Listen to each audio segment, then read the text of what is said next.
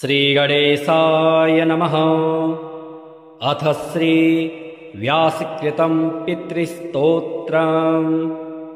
जाबालिरुवाच गुरून् वद महाभाग वेदव्यास जगद्गुरो गुरूणां तारतम्यं च कस्मात् किं फलमुच्यते। व्यास उवाच माता पिता गुरुः श्रेयान् ज्येष्ठभ्राता पितामहः श्वशुरो मातुलश्चैव तथा मातामहः स्मृतः। पितुर्ज्येष्ठः कनिष्ठश्च भ्राता ज्येष्ठा निजस्वसा पितुः स्वसा जनन्याश्च स्वसा गुरुजनः स्मृतः। पत्न्यः पितामहादीनां तथैव गुरुवः स्मृतः। एतेषु हि पिता श्रेयान् गुरुरेव महागुरुः। पिता धर्मः पिता स्वर्गः पिता हि परमं तपः। पितरि प्रीतिमापन्ने प्रियन्ते सर्वदेवतः। पिता यस्य क्वचित् रुष्टो न तस्य कश्चित् गतिः। जपोदानं तपोहोमः स्नानं तीर्थक्रियाविधिः। तथैव तस्य सर्वाणि कर्माण्यानि कानिचित् करोति सर्वदेवेशं पितरं चानुतप्ययः। अनुत्तापः पितुस्तीव्रं विषं दहति यं सुताम्। जपादिविफलं तत्र दग्धसित् युक्तद्विजवत्। पित्रर्थे पुण्यकर्माणि कुर्यात् सर्वाणि सत्सुतः। तेना ननु मतोऽप्येवं कुर्वन्नेवावसेदते। यत्नातु पितरं यस्तु कियत्पुण्यं च कारयेत् स तत्पुण्यफलं कोटि गुणमाप्नोत्यसंशयम्। शृणु वक्ष्ये पितुः स्तोत्रं विष्णवे ब्रह्मणोदितं। नाभिपद्मोद्भवो येन तुष्टाव पितरं सताम्। ब्रह्मोवाच ॐ नमः पित्रे जन्मदात्रे सर्वदेवमयाय च सुखदाय प्रसन्नाय सुप्रीताय महात्मने सर्वयज्ञस्वरूपाय स्वर्गाय परमेष्ठिने सर्वतीर्थावलोकाय करुणासागराय च नमः। सदाशुतोषाय शिवरूपाय ते नमः। सदा पराधक्षमिणे सुखाय सुखदाय च। दुर्लभं मानुषमिदं येन लब्धं मया वपुः। संभावनीयं धर्मार्थे तस्मै पित्रे नमो नमः। तीर्थस्नानतपोहोम जपादि यस्य दर्शनं महागुरुश्च गुरवे तस्मै पित्रे नमो नमः। यस्य प्रमाणस्तवनात् कोटिशः पितृतर्पणम् अश्वमेधस्तयस्तुल्यं तस्मै पित्रे नमो नमः। इदं स्तोत्रं पितुः पुण्यं यः पठेत् प्रयतो नरः। प्रत्यहं प्रातरुत्थाय पितृश्राद्धदिनेऽपि च स्वजन्मदिवसे साक्षात् पितुरग्रे स्थितोऽपि वा न तस्य दुर्लभं किञ्चित् सर्वज्ञतादिवाञ्छितं। नानापकर्म कृत्वापि यः स्तौति पितरं सुतः स ध्रुवं प्रविधायैव प्रायश्चित्तं सुखे भवेत्। पितुः प्रीतिकरो नित्यं सर्वकर्माण्यथार्हति। तदोच्चारणमात्रेण तीर्थस्नायी भवेन्नरः।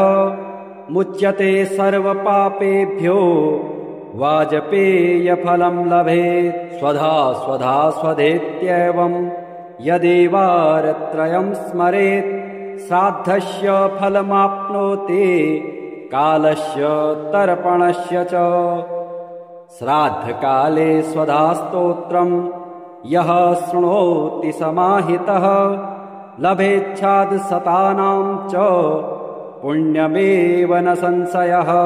स्वधा स्वधा स्वधेत्येवं त्रिसन्ध्यं यः पठेन्नरः प्रियां विनीतां स लभेत् साध्वीं पुत्रं गुणान्वितं पितॄणां प्राणतुल्या त्वं द्विजजीवनरूपिणी श्राद्धाधिष्ठात्रिदेवे च श्राद्धादीनां फलप्रदा बहिर्गच्छ मनमनसः पितॄणां तुष्टिहेतवे सम्प्रीतये द्विजातीनां गृहीणां वृद्धिहेतवे नित्या त्वं नित्यस्वरूपासि गुणरूपासि सुव्रते आविर्भावस्थिरो भावः सृष्टौ च प्रलये तव ॐ स्वस्तिश्च नमः स्वाहा स्वधा त्वं दक्षिणा तथा निरूपिताश्चतुर्वेदे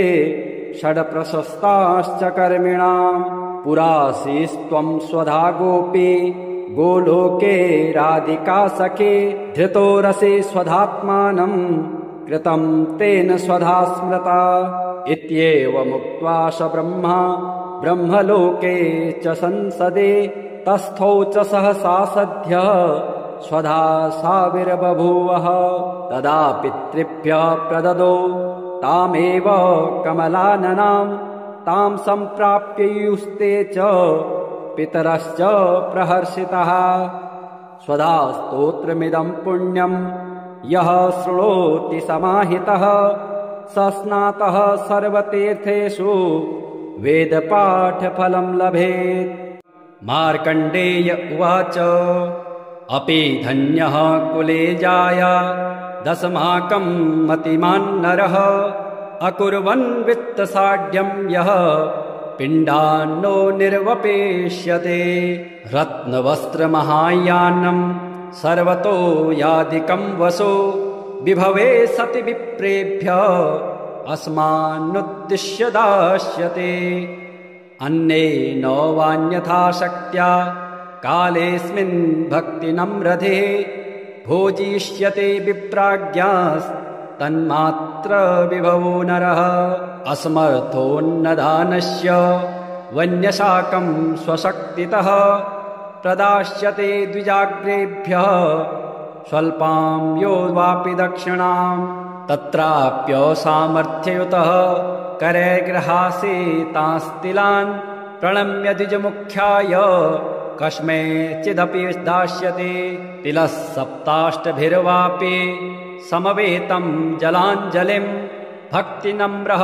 समुद्दिश्य योऽस्माकं सम्प्रदास्यते यतः कुतश्चित् सम्प्राप्य गोभ्यो वापि गवाह्निकम् अभावे प्रीणयेत्तस्मात् भक्त्या युक्तः प्रदास्यते सर्वाभावे वनं गत्वा कक्षमूलप्रदर्शकः सूर्यादिलोकपालानामिदमुच्यः पठिष्यते न मेऽस्ति वित्तं न धनं न चान्यच्छाद्रस्य योग्यं स्वपितॄन्नतोऽस्मि तृप्यन्तु भक्त्या पितरो मयेतो भुजो ततो वर्तमनि मारुतस्य इत्येवं पितृभिर्गीतं भावाभावप्रयोजनं कृतं तेन भवेच्छाद्दं य एवं कुरुते द्विजः आदित्यः प्रथमं नाम द्वितीयं तु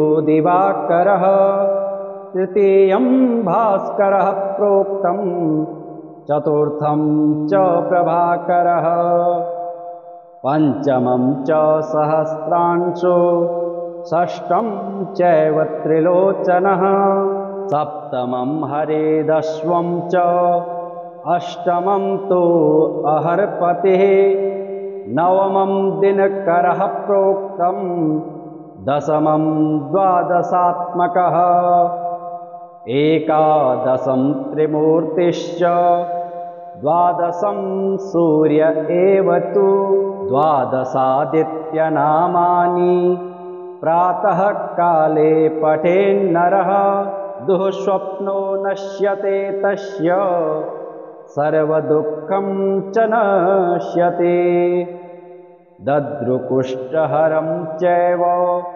दारिद्र्यं हरते ध्रुवं सर्वतीर्थकरं चैव सर्वकामफलप्रदा। यः पठेत् प्रातरुत्थाय भक्त्या स्तोत्रमिदं नरः मोक्षमायुस्तथारोग्यं लभते मोक्षमेव च। ॐ आदित्याय नमः। ॐ दिवाकराय नमः। ॐ भास्कराय नमः। ॐ प्रभाकराय नमः। ॐ सहस्रांशवे नमः। ॐ त्रिलोचनाय नमः। ॐ हरिदश्वाय नमः। ॐ विभावशवे नमः। ॐ दिनकराय नमः। ॐ द्वादशात्मकाय नमः। ॐ त्रिमूर्तये नमः। ॐ सूर्याय नमः। नवग्रहाणां सर्वेषां सूर्यादीनां पृथक् पृथक् पीडा च दुःसहाराजन् जायते सततं नृणाम्। पीडानाशाय राजेन्द्र नामानि शृणु भास्वतः। सूर्यादीनां च सर्वेषां पीडा नश्यन्ति शृण्वतः। ॐ आदित्यसविता सूर्यः पूषार्कः शीघ्रगो रविः भगवस्त्वष्टार्यमाहंसो हेदिस्तेजो निधिर्हरिः। दिननाथो दिनकरः सप्तसप्तिः प्रभाकरः विभावसुरवेदकर्ता वेदांगो वेदवाहनः। हरेदश्वः कालवक्त्रः कर्मसाक्षी जगत्पतिः पद्मिनी बोधको भानुर्भास्करः करुणाकरः। द्वादशात्मा विश्वकर्मा लोहितांगस्तमोनुदः जगन्नाथो रविन्दाक्षः कालात्मा कश्यपात्मजः। भूताश्रयो ग्रहपतिः सर्वलोकनमस्कृतः जपाकुसुमशङ्काशो भास्वान्दितिनन्दनः। ध्वान्ते भसिंहः सर्वात्मा लोकनेत्रो विकर्तनः। मार्तण्डो मिहिरः सूरस्तपनो लोकतापनः। जगत्कर्ता जगत्साक्षी शनैश्चरपिता जयः। सहस्ररश्मिस्तरणिर्भगवान् भक्तवत्सलः। विवस्वानादिदेवश्च देवदेवो दिवाकरः। धन्वन्तरिर्व्याधिहर्ता दद्रुकुष्ठविनाशनः। चराचरात्मा मैत्रेयो मितो विष्णुर्विकर्तनः। दुःखशोकापहर्ता च कमलाकर आत्मभुः। नारायणो महादेवो रुद्रः पुरुष ईश्वरः। जीवात्मा परमात्मा च सूक्ष्मात्मा सर्वतोमुखः। इन्द्रो नलो यमश्चैव नैऋतो वरुणो नीलः। श्रीद ईशान इन्दुश्च भौमः सौम्यो गुरुः कविः। सौरिर्विधुन्तुदः केतुः कालः कालात्मको विभुः। सर्वदेवमयो देवः कृष्णः कामप्रदायकः। य एतैर्नामभिर्मर्त्यो भक्त्या स्तौति दिवाकरम्। सर्वपापविनिर्मुक्तः सर्वरोगविवर्जितः। पुत्रवान् धनवान् श्रीमान् जायते सनः संशयः। रविवारे पठेद्यस्तु नामान्येतानि भास्वतः। पीडा शान्तिर्भवेत्तस्य ग्रहाणां च विशेषतः। सद्यः सुखमवाप्नोति चायुर्दीर्घं च निरुज्जम। जाबालिरुवाच गुरून् वद महाभाग वेदव्यास जगद्गुरो। गुरूणां तारतम्यं च कस्मात् किं फलमुच्यते। व्यास उवाच माता पिता गुरुः श्रेयान् ज्येष्ठभ्राता पितामहः श्वशुरो मातुलश्चैव तथा मातामहः स्मृतः पितुर्ज्येष्ठः कनिष्ठश्च भ्राता ज्येष्ठा निजस्वसा पितुः स्वसा जनन्याश्च स्वसा गुरुजनः स्मृतः पत्न्यः पितामहादीनां तथैव गुरुवः स्मृतः एतेषु हि पिता श्रेयान् गुरुरेव महागुरुः पिता धर्मः पिता स्वर्गः पिता हि परमं तपः पितरि प्रीतिमापन्ने प्रियन्ते सर्वदेवतः पिता यस्य क्वचित् रुष्टो न तस्य कश्चित् गतिः जपोदानं तपोहोमः स्नानं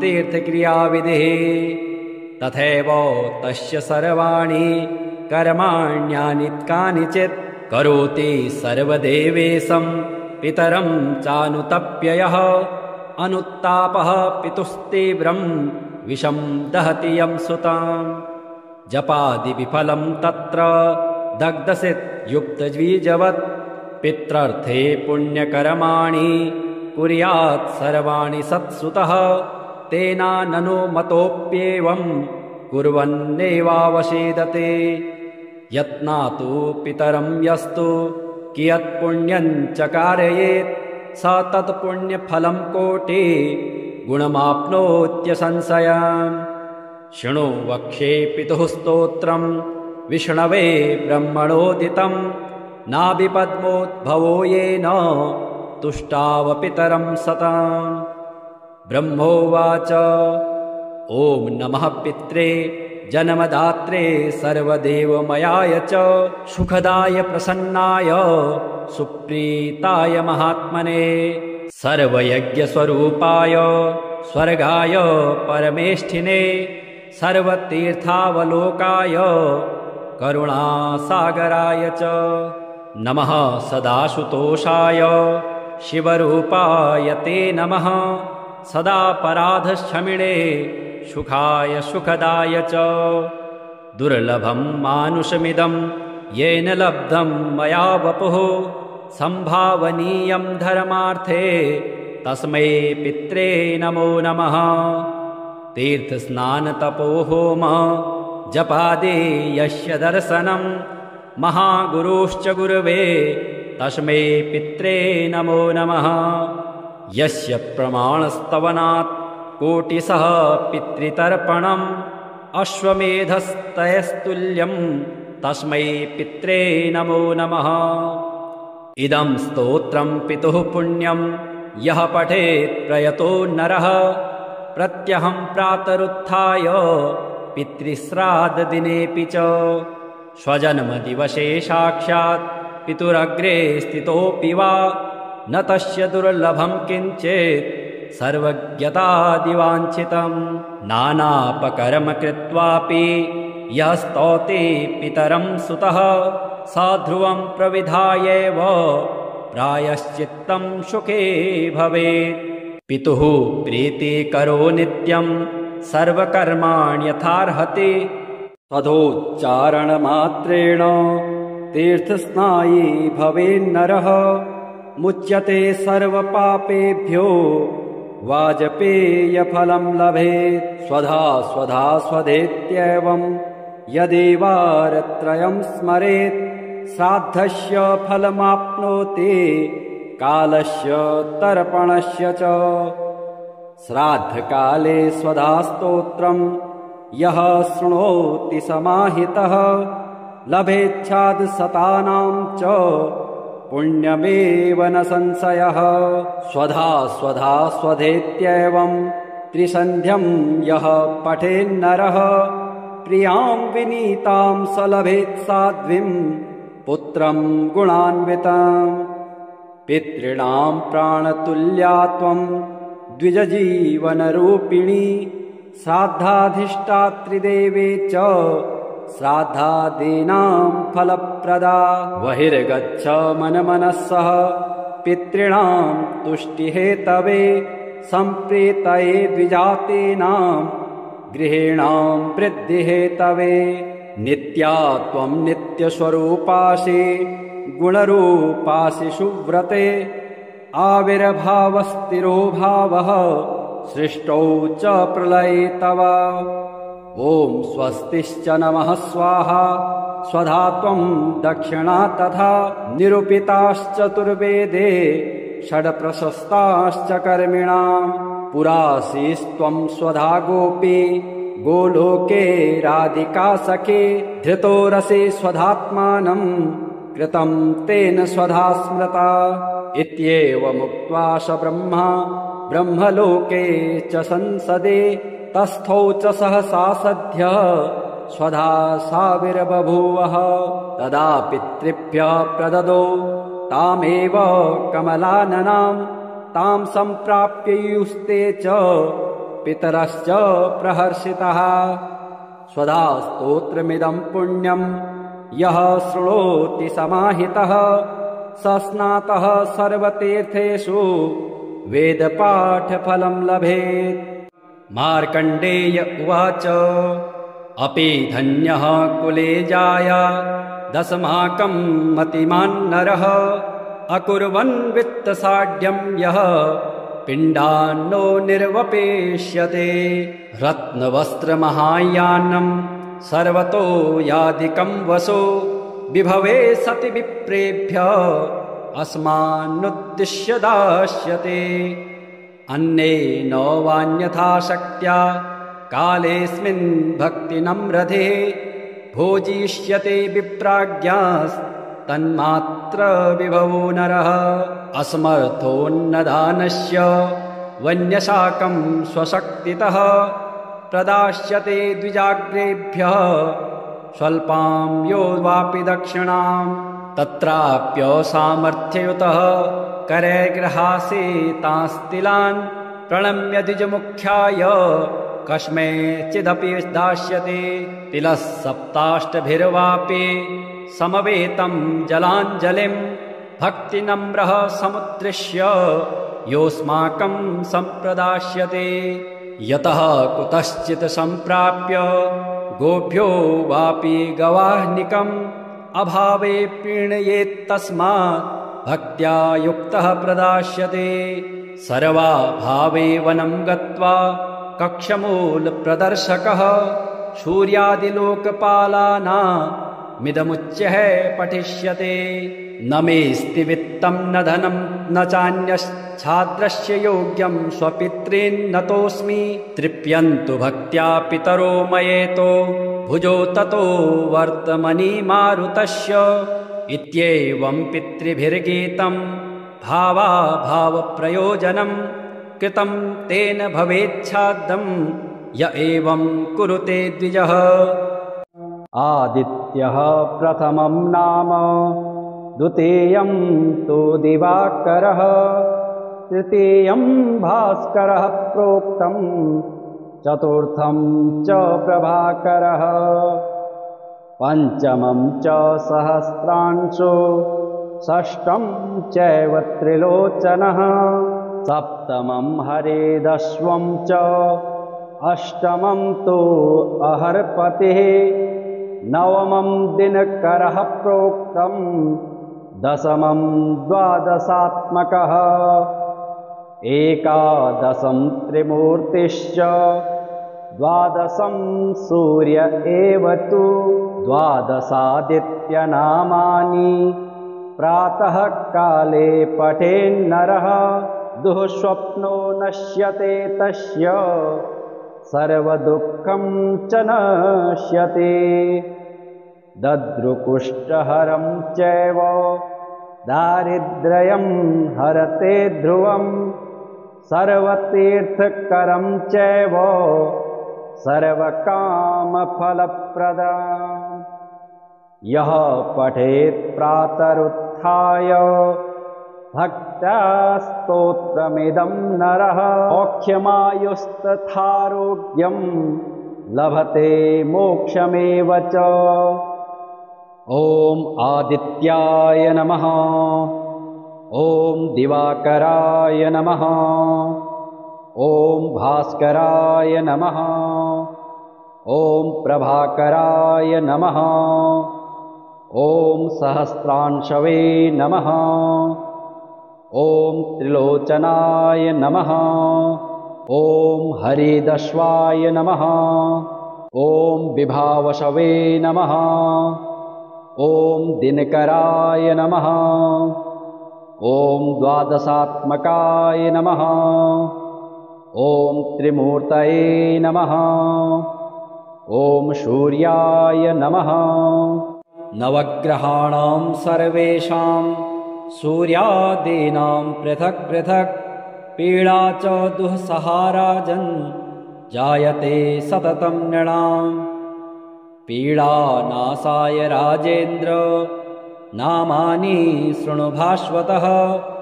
सूर्यादीनां च सर्वेषां पीडा नश्यन्ति शृण्वतः। ॐ आदित्यसविता सूर्यः पूषार्कः शीघ्रगो रविः भगवस्त्वष्टार्यमाहंसो हेलिस्तेजो निधिर्हरिः। दिननाथो दिनकरः सप्तसप्तिः प्रभाकरः विभावसुरवेदकर्ता वेदांगो वेदवाहनः। हरेदश्वः कालवक्त्रः कर्मसाक्षी जगत्पतिः पद्मिनी बोधको भानुर्भास्करः करुणाकरः। द्वादशात्मा विश्वकर्मा लोहितांगस्तमोनुदः जगन्नाथो रविन्दाक्षः कालात्मा कश्यपात्मजः।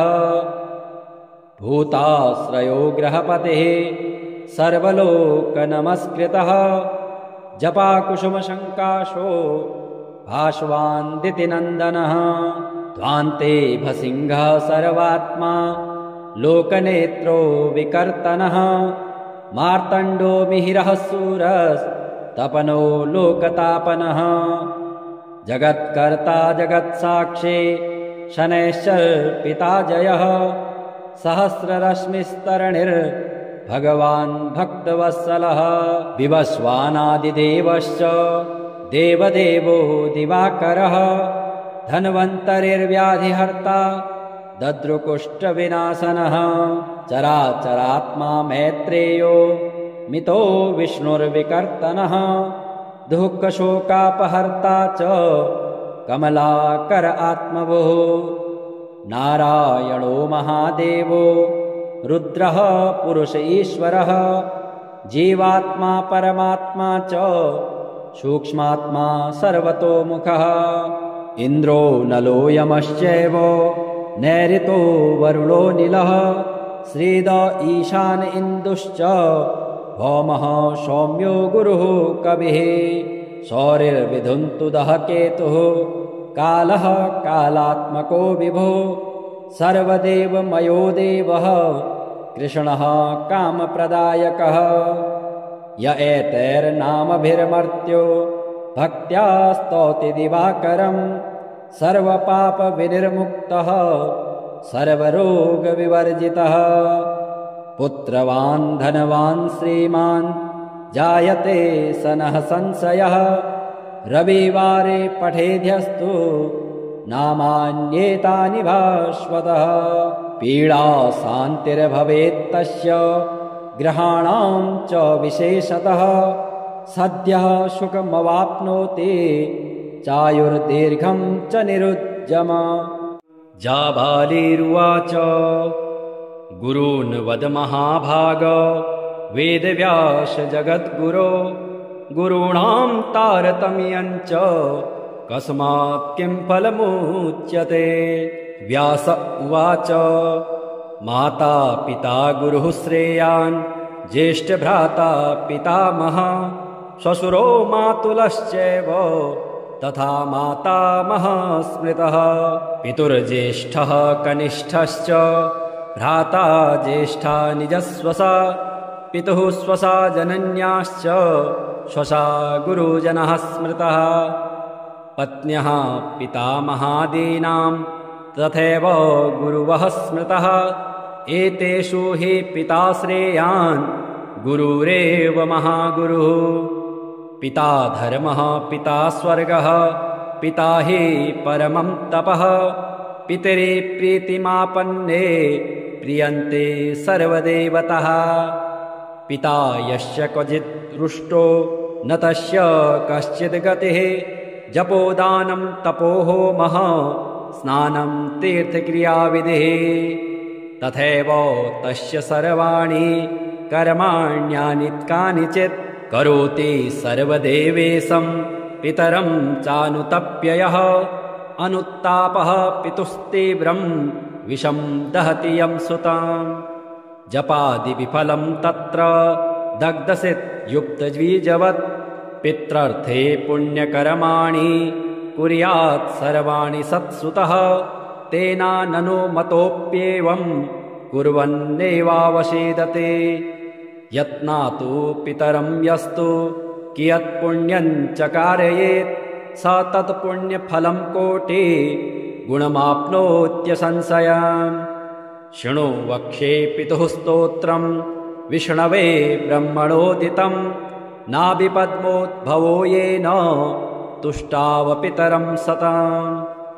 ब्रह्मोवाच ॐ नमः पित्रे जन्मदात्रे सर्वदेवमयाय च सुखदाय प्रसन्नाय सुप्रीताय महात्मने सर्वयज्ञस्वरूपाय स्वर्गाय परमेष्ठिने सर्वतीर्थावलोकाय करुणासागराय च नमः सदाशुतोषाय शिवरूपाय ते नमः सदापराधक्षमिणे सुखाय सुखदाय च दुर्लभं मानुषमिदं येन लब्धं मया वपुः संभावनीयं धर्मार्थे तस्मै पित्रे नमो नमः तीर्थस्नानतपोहोम जपादि यस्य दर्शनं महागुरुश्च गुरवे तस्मै पित्रे नमो नमः यस्य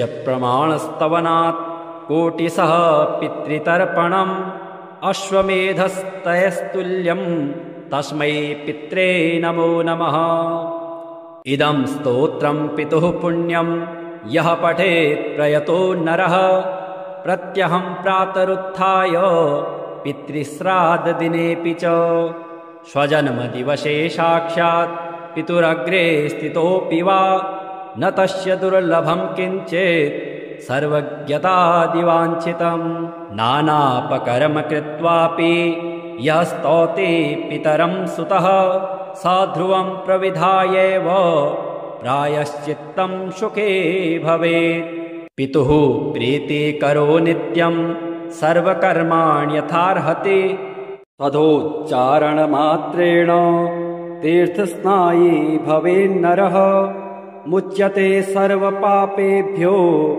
वाजपेयफलं लभेत् स्वधा स्वधा स्वधेत्येवं यदेवारत्रयं स्मरेत् श्राद्धस्य फलमाप्नोति कालस्य तर्पणस्य च श्राद्धकाले स्वधास्तोत्रं यः शृणोति समाहितः लभेच्छादशतानां च पुण्यमेव न संशयः स्वधा स्वधा स्वधेत्येवं त्रिसन्ध्यं यः पठेन्नरः प्रियां विनीतां स लभेत् साध्वीं पुत्रं गुणान्विताम् पितॄणां प्राणतुल्या त्वं द्विजजीवनरूपिणी श्राद्धाधिष्ठात्रिदेवे च श्राद्धादीनां फलप्रदा बहिर्गच्छ मनमनस्सः पितॄणां तुष्टिहेतवे सम्प्रीतये द्विजातीनां गृहीणां वृद्धिहेतवे नित्या त्वं नित्यस्वरूपासि गुणरूपासि सुव्रते आविर्भावस्थिरो भावः सृष्टौ च प्रलये तव ॐ स्वस्तिश्च नमः स्वाहा स्वधा त्वं दक्षिणा तथा निरूपिताश्चतुर्वेदे षड्प्रशस्ताश्च कर्मिणां पुरासीस्त्वं स्वधा गोपी गोलोके राधिका सखे धृतो रसे स्वधात्मानं कृतं तेन स्वधा स्मृता इत्येवमुक्त्वा स ब्रह्मा ब्रह्मलोके च संसदे तस्थौ च सहसा सद्यः स्वधा साविर्बभूवः तदा पितृभ्यः प्रददो तामेव कमलाननां तां सम्प्राप्ययुस्ते च पितरश्च प्रहर्षितः स्वधा स्तोत्रमिदं पुण्यं यः शृणोति समाहितः स स्नातः सर्वतीर्थेषु वेदपाठफलं लभेत्। मार्कण्डेय उवाच अपि धन्यः कुले जाया दशमाकं मतिमान् नरः अकुर्वन् वित्तसाढ्यं यः पिण्डान्नो निर्वपेष्यते रत्नवस्त्रमहायानं सर्वतो यादिकं वसो विभवे सति विप्रेभ्यः अस्मान्नुद्दिश्य दास्यते अन्येन वान्यथा शक्त्या कालेऽस्मिन् भक्तिनम्रधे भोजिष्यते विप्राज्ञास्तन्मात्र विभवो नरः असमर्थोन्नदानस्य वन्यशाकं स्वशक्तितः प्रदास्यते द्विजाग्रेभ्यः स्वल्पां यो वापि दक्षिणां तत्राप्यसामर्थ्ययुतः करैर्गृहासे तांस्तिलान् प्रणम्य द्विजमुख्याय कस्मैचिदपि दास्यते तिलः सप्ताष्टभिर्वापि समवेतं जलाञ्जलिं भक्तिनम्रः समुद्दिश्य योऽस्माकं सम्प्रदास्यते यतः कुतश्चित् सम्प्राप्य गोभ्यो वापि गवाह्निकम् अभावे प्रीणयेत्तस्मात् भक्त्या युक्तः प्रदास्यते सर्वाभावे वनं गत्वा कक्षमूलप्रदर्शकः सूर्यादिलोकपालानामिदमुच्यः पठिष्यते न मेऽस्ति वित्तं न धनं न चान्यच्छाद्रस्य योग्यं स्वपितॄन्नतोऽस्मि तृप्यन्तु भक्त्या पितरो मयेतो भुजो ततो वर्तमनि मारुतस्य इत्येवं पितृभिर्गीतं भावाभावप्रयोजनं कृतं तेन भवेच्छाद्दं य एवं कुरुते द्विजः। आदित्यः प्रथमं नाम द्वितीयं तु दिवाकरः तृतीयं भास्करः प्रोक्तं चतुर्थं च प्रभाकरः पंचमं च सहस्रांशो षष्ठं चैव त्रिलोचनः सप्तमं हरेदश्वं च अष्टमं तु अहर्पतिः नवमं दिनकरः प्रोक्तं दशमं द्वादशात्मकः एकादशं त्रिमूर्तिश्च द्वादशं सूर्य एव तु द्वादशादित्यनामानि प्रातः काले पठेन्नरः दुःस्वप्नो नश्यते तस्य सर्वदुःखं च नश्यते दद्रुकुष्ठहरं चैव दारिद्र्यं हरते ध्रुवं सर्वतीर्थकरं चैव सर्वकामफलप्रदम् यः पठेत् प्रातरुत्थाय भक्त्या स्तोत्रमिदं नरः मोक्षमायुस्तथारोग्यं लभते मोक्षमेव च। ॐ आदित्याय नमः। ॐ दिवाकराय नमः। ॐ भास्कराय नमः। ॐ प्रभाकराय नमः। ॐ सहस्रांशवे नमः। ॐ त्रिलोचनाय नमः। ॐ हरिदश्वाय नमः। ॐ विभावशवे नमः। ॐ दिनकराय नमः। ॐ द्वादशात्मकाय नमः। ॐ त्रिमूर्तये नमः। ॐ सूर्याय नमः।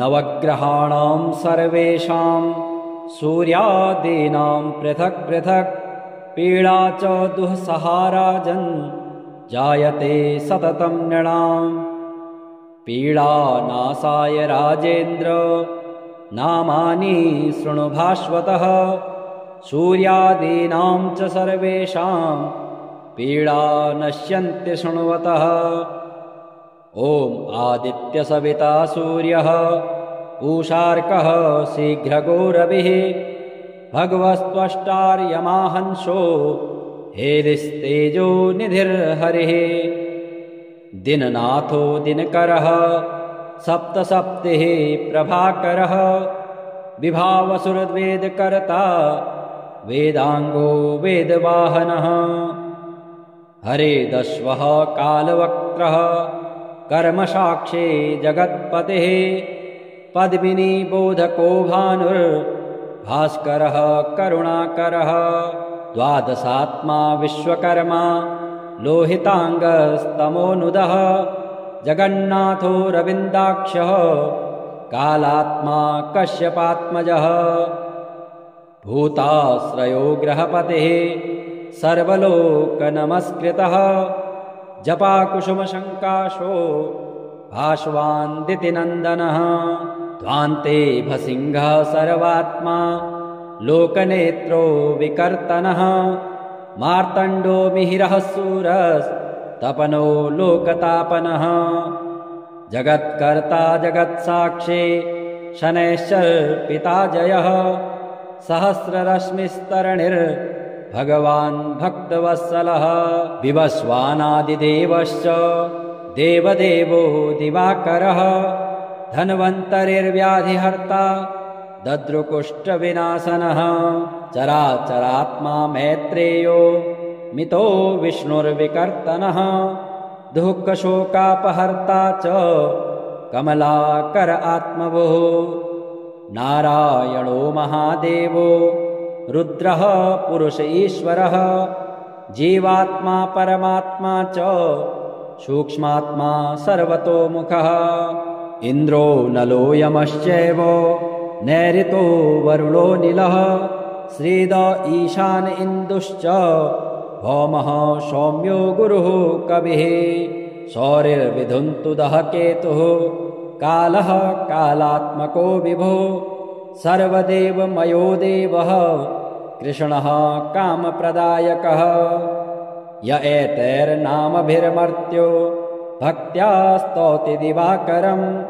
सर्वपापविनिर्मुक्तः सर्वरोगविवर्जितः पुत्रवान् धनवान् श्रीमान् जायते सनः संशयः रविवारे पठेद्यस्तु नामान्येतानि भास्वतः पीडा शान्तिर्भवेत्तस्य ग्रहाणां च विशेषतः सद्यः सुखमवाप्नोति चायुर्दीर्घं च निरुज्जम